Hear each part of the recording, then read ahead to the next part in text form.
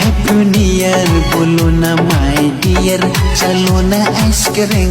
জীবন আমার নষ্ট হইল তোমায় ভালোবাসা।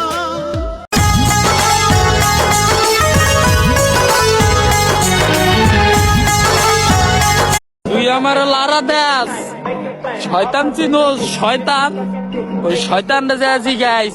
ইসলাম কখনোই যুদ্ধ পছন্দ করে না, আর যদি ময়দানে নামতে হয় তো কোরআনে কষ্ট দিয়ে একটা জনম দিলি নষ্ট করে, জন্ম